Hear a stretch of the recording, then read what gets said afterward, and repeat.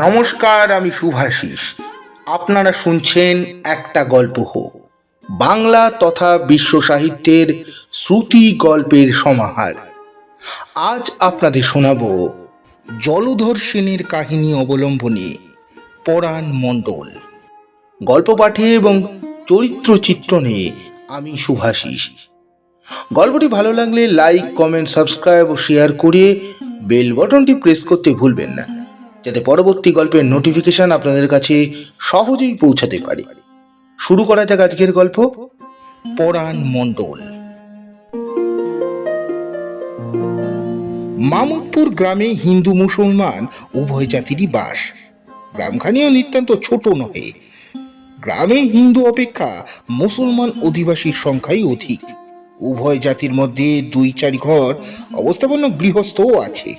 OLA দেবী প্রায় প্রতি বছরই এই গ্রামে শুভ পদার্পণ করিয়া থাকেন। তাহার কৃপা বা শুভ দৃষ্টি মুসলমান অপেক্ষা হিন্দুর ওপরই অধিক ছিল।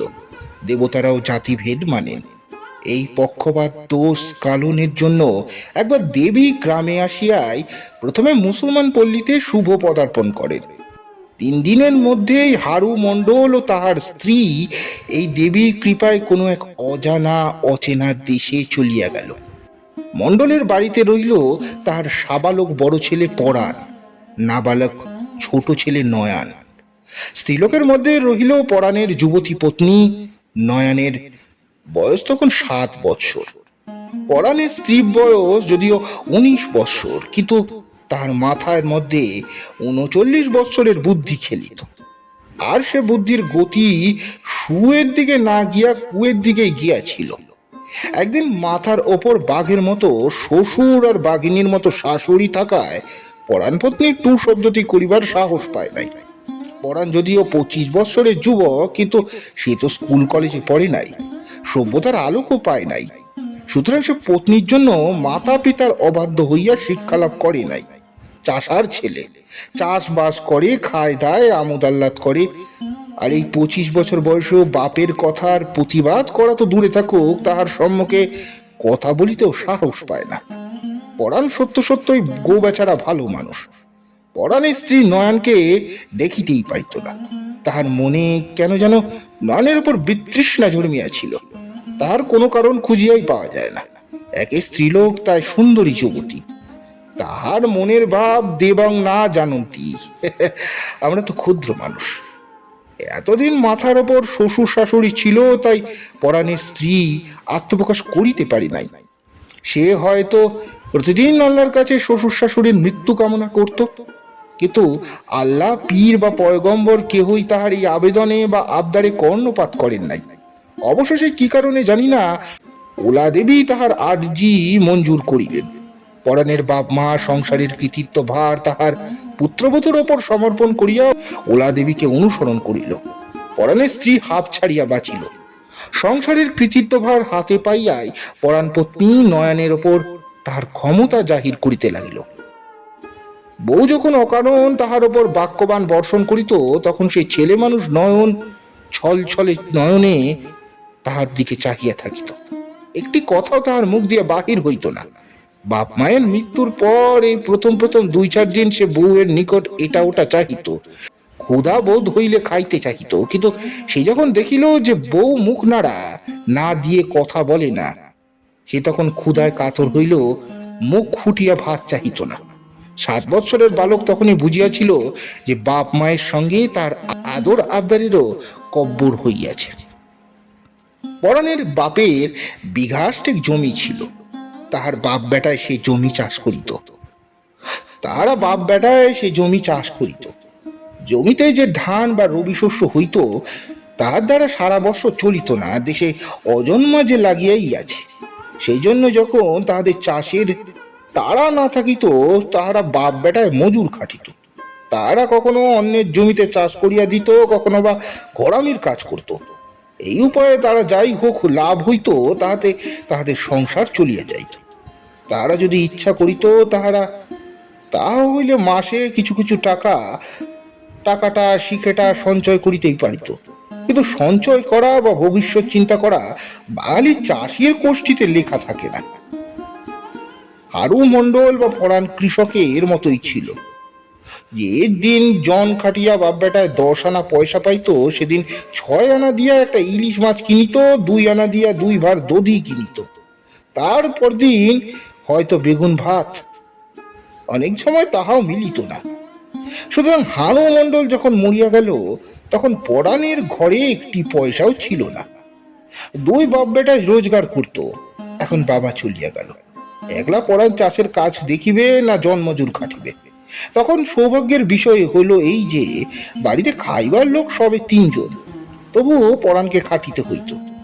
সে দুদণ্ড বসিবে, ছোট ভাইটির তত্ত্ব লইবে, তাহার তাহার ঘটিয়া উঠিত না।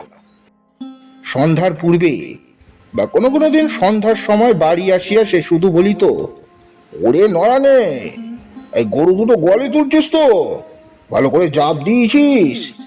নয়ন যখন সম্মতি সুযোগ ঘাট নাড়িত, তখন পরাণ নিশ্চিত হইয়া বলিত, তবে আকলকে তামুক সাজ। নয়ন তামুক সাজিয়া দিত। পরাণ তামুক খাইয়া হাত মুখ ধুইতে যাইত। তাহার পর তাহার স্ত্রী যাহা কোলের কাছে ধরিয়া দিত, তাহাই নাকে মুখে দিয়া শুইয়া পড়িত। ভাইয়ের যে অযত্ন হইতেছে বা হইতেও পারে, তাহা মনেই আসিত না। তাহার স্ত্রীর প্রকৃতি তাহার অবিদিত ছিল না, কিন্তু সে ভালো মানুষ মেয়ে যে এমন একটা কচি ছেলের ওপর অত্যাচার করতে পারে, এই কথা তাহার সাদাসিধে চাষা বুদ্ধিতে আসিত না। একদিন পরাণের স্ত্রী নয়নকে পুকুর হইতে পাথরের বাটি ধুইয়া আসতে বলিয়াছিল। পাড়াগাঁয়ের পুকুরে তো আর বাধা ঘাট থাকে না, ইটের তৈরি সিঁড়িও থাকে না। নয়নদের বাড়ির পাশে যে পুকুর ছিল, তার একটি ঘাটে 2টা তাল গাছ ফেলা ছিল। এই তাল গাছের গুড়ি 2টাই ঘাটের সিঁড়ির কাজ করত। জলের মধ্যে থাকিয়া থাকিয়া গুড়ি 2টা শ্যাতলা ধরিয়া গিয়েছিল, ভয়ানক পিছল। সেইখানে সকলে বিশেষ সাবধানে ঘাটে নামা ওঠা করত। নয়ন যখন পাথরের বাটি ধুইবার জন্য ঘাটে যায়, তখন বউ বলিয়াছিল, জলদি আনিস, তোর তো 18 মাসে বছর, আছে বিলম্ব হয়, গালাগালি খাইতে হয়। তাই এই বয়ে নয়ন তাড়াতাড়ি ঘাটে নামিতে গিয়াছে। অমনি তাহার পা পিছলাইয়া গেল এবং হাতের বাটিটা তালের গুড়ির ওপর পড়িয়া একবারে 2খানি হইয়া গেল। নয়ন বিশেষ আঘাতও পাইল। নয়ন তাড়াতাড়ি গা ঝাড়িয়া উঠিয়া দেখে বাটিটা ভাঙিয়া গিয়াছে। তখন তাহার আঘাতের বেদনার কথা মনেই রাখিল না। তাহার অপেক্ষা গুরুতর বেদনা যে তাহার আজ নসিবে আছে, তাহাই ভাবিয়া বালক কাঁদিয়া ফেলিল। বাড়ি চাইতে তাহার সাহস হইল না। সে একবার মনে করিল, এখনকার মতো তো পলায়ন করি, তাহার পর যাহা হইবে হইবে, তাহার পর যাহা হয় হইবে। কিন্তু পরক্ষণে তাহার মনে হইল যে পলায়ন করিয়া সে তো শান্তির হাত এড়াইতে পারবে না। পলায়ন করিলেই হয়তো সে শাস্তি আরো গুরুতর হইবে। বালক কি করিবে স্থির করিতে না পারিয়া ঘাটের ধারে দাঁড়াইয়া কাঁদিতে লাগিল। এদিকে তাহার ফিরিতে আসিতে বিলম্ব দেখিয়া তাহার ভাতৃবধূ চিৎকার করিয়া ডাকিল, উড়ি হারাবাতি, পুকুর ঘাট কি জমের বাড়ি? এমন বেজ্জাত কুড়ের ছেলে তো দেখিনি। নয়ন তখন আর কি করে, যাহা অদৃষ্টে থাকে তাহাই হবে ভাবিয়া সে কাঁদিতে কাঁদিতে বাড়ির দিকে আসিতে লাগিল। তাহার পা দুটা আর যেন চলে না। যখন সে বাড়ির ধারে প্রবেশ করিল, তখন তাহার ভাতৃবধূ গর্ধবনন্দিনী স্বরে বলিল, লবাবজাদার আর ঠ্যাং চলে না, পুকুর কি 7 কোষে কুড়ে, দে পাথর বাটিটা দে। নয়ন মৃদু স্বরে বলিল, পাথর বাটি ভেঙে গেছে, আমি না পিছলে পড়ে গিয়েছিলাম। আর যাবে কোথায়? রাক্ষসী বউটিয়া তখন বাঘিনীর মতো গর্জন করিয়া উঠিল, ভেঙে গেছে?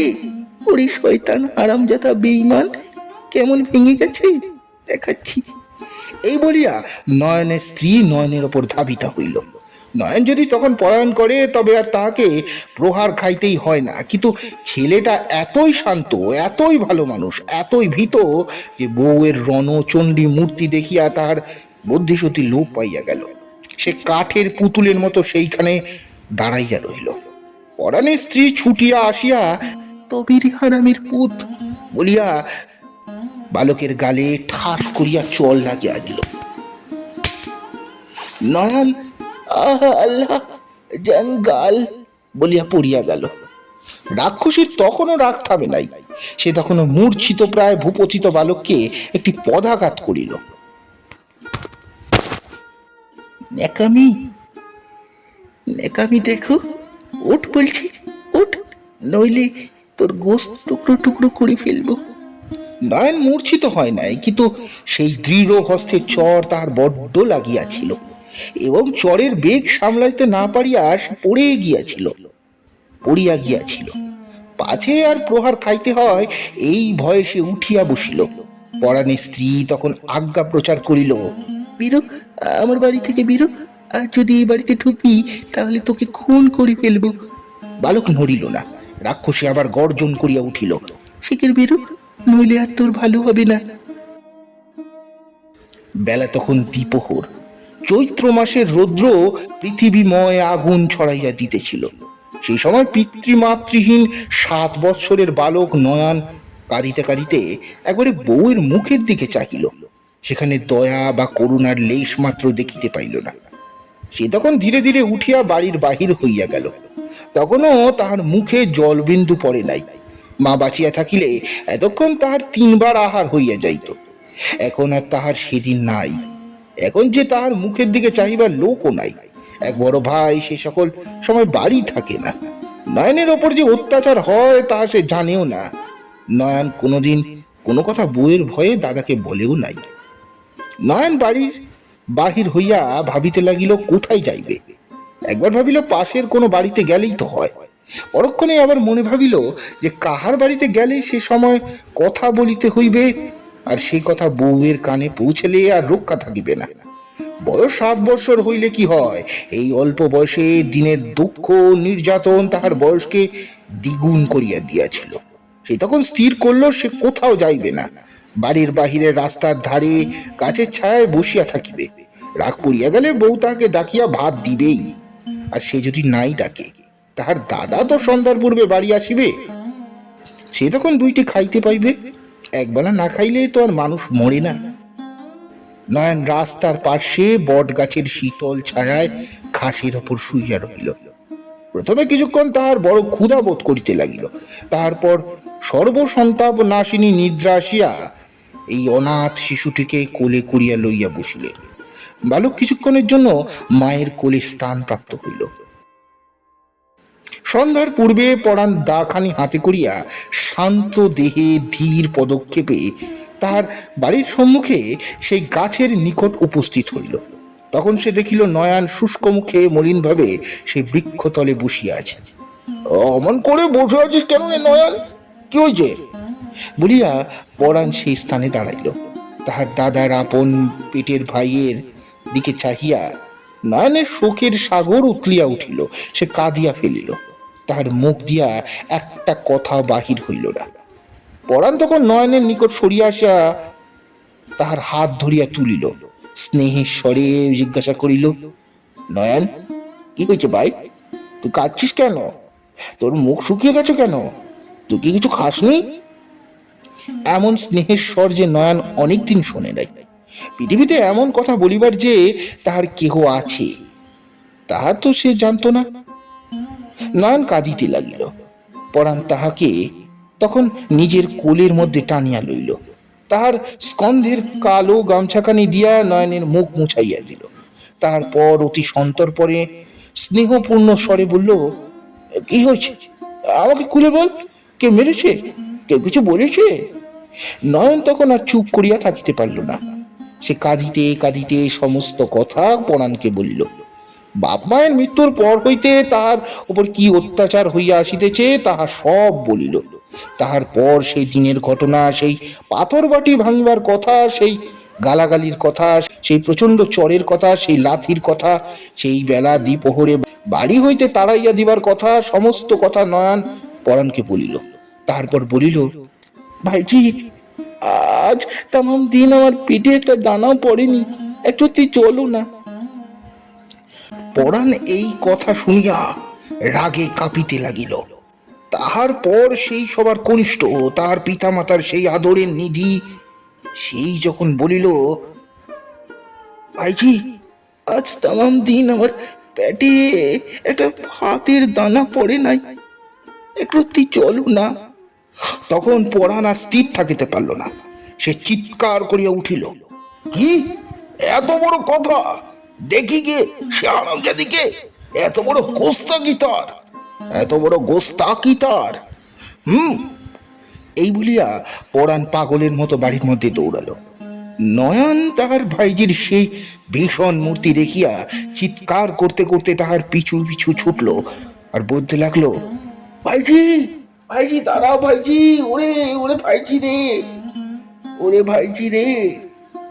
পরাণ বাড়ির মধ্যে প্রবেশ করিয়াই গর্জন করিয়া বলিল, দেখি দেখি কোথায় সেই আরামজাদি। এই বলিয়া সে রান্নাঘরের দিকে গেল। তার হাতে তখনও তীক্ষ্ণ ধার দাখানি ছিল। পরাণের চিৎকার শুনিয়া এবং তাহাকে ছুটিয়া আসিতে দেখিয়া তাহার স্ত্রী ঘর হইতে বাহির হইয়া পলায়নের চেষ্টা দেখিতেছিল, কিন্তু সে পলায়নের অবকাশ পাইল না। সে যখন দ্বারের নিকট আসিয়াছে তখন দেখিতে পাইল উন্মত্তের মতো পরাণ তাহার সম্মুখে আসিয়া পড়িয়াছে। তাহাকে দেখিয়াই পরাণ চিৎকার করিয়া বলিল, তবে রে হারামজাদি, এই এই বলিয়া সে বাম হস্তে তার স্ত্রীর কাপড়খানি চাপিয়া ধরিল আর দক্ষিণ হস্তখানিতে দাখানি দ্বারা সজোরে তার গলায় আঘাত করিল। এক আঘাতেই হতভাগিনীর ছিন্ন মুন্ডু ধরা তলে পড়িয়া গেল। রক্তের ফোয়ারা ছুটিল। পরাণ সেই রক্তে স্নাত হইল। তখনও পরাণের রাগ যায় নাই। ক্রুদ্ধ সিংহের মতন গর্জন করিয়া উঠিল। নয়ন বাড়ির মধ্যে আসিয়া দেখে পরাণ স্ত্রীর মস্তক এক হস্তে এবং তাহার দেহ এক স্থানে পড়িয়া আছে, রক্তে ঘর ভাসিয়া গিয়াছে, আর তার দাদা সেই দা হাতে করিয়া তখনও গর্জন করিতেছে। নয়ন এই দৃশ্য দেখিয়া বলে, ও আল্লাহ, ও ভাইজি, বলিয়া মূর্ছিত হইয়া গেল। গোলমাল শুনিয়া প্রতিবেশীরা আসিয়া পড়িল। এই ভয়ানক দৃশ্য দেখিয়া সকলেই ভয়ে অস্থির হইয়া উঠিল। পরাণ তখনও দা হাতে করিয়া সেই স্থানেই কাঠের পুতুলের মতো দাঁড়াইয়া আছে। তাহার পর গ্রামের চৌকিদার, পঞ্চায়েত, ভদ্র অনেক লোকেই সেখানে উপস্থিত হইল। পঞ্চায়েত এবং কয়েকজন লোক পরামর্শ করিয়া তখন চৌকিদারকে থানায় পাঠাইয়া দিল। এত লোকের সমাগম দেখিয়া পরাণ হাতের দাখানি ফেলিয়া দিয়া সেই স্থানে বসিয়া পড়িল। প্রতিবেশীরা নয়নের চৈতন্য সম্পাদন করিল। তখন এক বৃদ্ধ পরাণকে সকল কথা জিজ্ঞাসা করিতে গেল। পরাণ কোনো উত্তর দিল না, চুপ করিয়া বসিয়া রহিল। নয়ন শুধু মধ্যে মধ্যে বলিয়া উঠিল, ও আল্লাহ, ও আল্লাহ, ওরে ভাইজি, বলিয়া চিৎকার করিতে লাগিল। সকলে নানা প্রকারে তাহাকে সান্ত্বনা দেবার চেষ্টা করিতে লাগিল। রাত্রি প্রায় 9টার সময় থানার দারোগা, কনস্টেবল প্রভৃতি আসিয়া উপস্থিত হইল। যথারীতি তদন্তের ব্যবস্থা হইতে লাগিল, কিন্তু তদন্ত আর বেশি দূর অগ্রসর হইতে পারিল না। দারোগা যখন নয়নকে ঘটনার কথা জিজ্ঞাসা করিলেন তখন পরাণ আপনা হইতেই বলিয়া উঠিল, বাবুজি, ওকে আর জিজ্ঞেস করছেন কেন? বাবুজি, ওকে কি জিজ্ঞেস করছেন? এখন আমি করেছি, আমাকে বেঁধে নিয়ে যান। দারোগা বললেন, কেন তুমি এই খুন করলে? পরাণ একটু চুপ করিয়া থাকিয়া বলিল, সেই কথা আর 100 বার বলে কি হবে? একবারে জেলা হাকিমের কাছেই সব বলবো। এই বলিয়া পরাণ যে চুপ করিল, তাহার পর আর কেহ তাহাকে কথা বলাইতে পারিল না। দারোগা মহাশয়ের নয়নের নিকট হইতে সকল কথা শুনিয়া লাশ চালান দিলেন এবং পরাণের হাতে হাত কড়ি লাগাইয়া তাকে থানায় লইয়া গেলেন। নয়ন উচ্চ স্বরে কাঁদিতে লাগিল। পরাণ সেই যে চুপ করিয়াছিল, তাহার পর এ পর্যন্ত একটি কথাও বলে নাই। নিম্ন আদালতে গরিব পরাণের পক্ষ সমর্থন করিবার জন্য কোনো উকিল মুক্তার উপস্থিত হয় নাই। সেশন আদালতে যখন মোকদ্দমা উঠিল তখন একজন জুনিয়র উকিল পরাণের পক্ষ সমর্থন করবার জন্য ইচ্ছা প্রকাশ করিলেন। তিনি যখন পরাণকে 2-1টি কথা জিজ্ঞাসা করিতে গেলেন তখন পরাণ সেই প্রথম কথা বলিল। সে বলিল, বাবুজি, আমার কথা আমি বলবো, সেলাম। উকিল বিমুখ হইয়া চলিয়া গেল। মোকদ্দমার ডাক পড়ল। হাত করিবদ্ধ পরাণকে কাঠগড়ায় দাঁড় করানো হইল। সরকারি উকিল মাথায় সামলাটা ভালো করিয়া নাড়িয়া চাড়িয়া বসাইয়া একবার গলা ছাড়িয়া যখন মোকদ্দমার অবস্থা বলিবার জন্য প্রস্তুত হইলেন, তখন পরাণ বলিয়া উঠিল, ধর্মাবতার সাহেব, আর কাউকে কিচ্ছু বলতে হবে না। যা বলতে হবে আমি হুজুরের কাছে বলে যাচ্ছি। এই বলিয়া সে তাহার অবস্থার কথা, তাহার পিতা মাতার মৃত্যুর কথা, তাহার স্ত্রীর বদমেজাজের কথা বলিতে লাগিল। তারপর স্বর আরো একটু উঁচু করিয়া সে বলিল, হুজুর, হুজুর ধর্মাবতার সাহেব, কোম্পানি বাহাদুর, আমার পরিবার আমার ওই ছোট ভাইকে ভাত দিত না, তখন তাকে ধরে মারতো। আমি জন কাটি, তামাম দিন পয়সার ধান্দায় ঘুরি, ঘরে কি হয় না হয় তার খবর আমি রাখতে পারি। যেদিন খুন হয় সেদিন ধর্মাবতার আমি মজুরি করে সারাটা দিন 7টা পয়সা কামাই করে ঘরে ছিলাম। মেজাজটা বড় খারাপ ছিল। বাড়ির সম্মুখে গাছতলায় দেখি নয়ন বসে আছে, ওর মুখটা শুকিয়ে গেছে। আবার এসে দেখে হাউ হাউ করে কাঁদতে লাগলো। হুজুর, আমার বাপ মা নেই, আমার ওই একটা ভাই। তার কান্না দেখে আমার পরাণের মধ্যে কেমন যেন করে উঠলো। আমি গামছা দিয়ে ওর মুখ মোছাইয়া দিলাম, তারে 2টা মিষ্টি কথা বললাম। তখন বলল কি যে একটা পাথরের খোড়া নিয়ে সে ঘাটে গেছিল, ঘাট পিছল ছিল। নয়ন সে ঘাটলায় পা পিছলে পড়ে গেছিল, আর হাতের খোড়াটা পড়ে ফেটে চৌচির হয়ে গেল। তাই না শুনে আমার পরিবার নয়নকে ঠাস করে একটা চড় দিয়েছে। ভাই আমার সে চড় খেয়ে মাথা ঘুরে পড়ে গেল। তাতেও কি সে ছাড়ে? তার উপর ধর্মবতার লাথি সাহেব, লাথি। পরাণের চক্ষু রাগে জ্বলিয়া উঠিল, তাহার কণ্ঠ রোধ হইয়া গেল। আদালত শুদ্ধ লোক, জজ সাহেব প্রভৃতি হা হইয়া পরাণের কথা শুনতে লাগিলেন। জজ পরাণ সাহেবকে চুপ করিতে দেখিয়া বলিলেন, ওয়েল গন, তারপর? পরাণ তখন সামলাইয়া লইয়াছে। পরাণ বলিতে লাগিল, তারপর হুজুর, তারপর পরাণ বলল, আমার পরিবার ওই 34 মাসের দুপুরে রোদ্দুরে নয়নকে বাড়ি থেকে বার করে দিলে। ছাবাল মানুষ, তখনও পেটে একটা দানাও পড়ে নাই হুজুর, একটা দানাও পড়ে নাই। এতটুকু ছাবালটার মুখে তখনও এক রত্তি জল পড়ে নাই। আমার জন্য তামাম দিন সে পথে বসে ছিল হুজুর। 7 বছরের ভাই আমার তামাম দিন কিচ্ছু খায় নাই, জলটুকুও না হুজুর। তোমার এতটুকু ছোট ভাইকে, তোমার এতটুকু ছোট ভাইকে যদি তোমার মেম সাহেব না খাতি দেয়, এই 34 মাসের দুপুরবেলা বাড়ি থেকে বার করে দেয়, তো তামাম দিন খবর না নিত, তাহলে তুমি কি ওই পরিবারের কিছু করতে হুজুর? তুমি কি সেই পরিবারের কি করতে হুজুর? কি করতে? তোমার পরান্ডার মধ্যেই তখন কেমন করে উঠতো হুজুর? ওই তখন খানি ছাওয়াল মা নেই, বাপ নেই, তার কুকুরটার মতো দুপুর রোদ্দুরে বাড়ির বার করে দিলে। ধর্মাবতার তুমি বলো, আল্লাহর কিরে তুমিই বলো, এমন পরিবারের তুমি কি করতা? 7টা না 5টা না একটা ভাই, তারে কিনা তারাই দিলে, একটা দানা দিলে না, লাথি মারলে হুজুর, লাথি মারলে। তুমি যা করতে আর দর্শন তা করতো, আমিও তাই করছি। এমন পরিবারের খুন করতে হয়, তখন তার জান নীতি হয়। ধর্মাবতার কোম্পানির আইনে খুনের বদলে খুন নীতি হয়। তাই হোক। এই বলিয়া পরাণ চারিদিকে চাহিয়া যেন কাহারও অনুসন্ধান করিতে লাগিল। জজ সাহেবের মন গলিয়া গিয়াছিল। তিনি অনুচ্চ স্বরে পরাণকে বলিল, তুমি কে চাও পরাণ? তুমি কে চাও পরাণ মণ্ডল? পরাণ বলিল, হুজুর, একবার নয়নের মুখখানি জন্মের মতো দেখতে চাই হুজুর, একবারে তারে বুকের মধ্যে জড়ায় ধরতে চাই।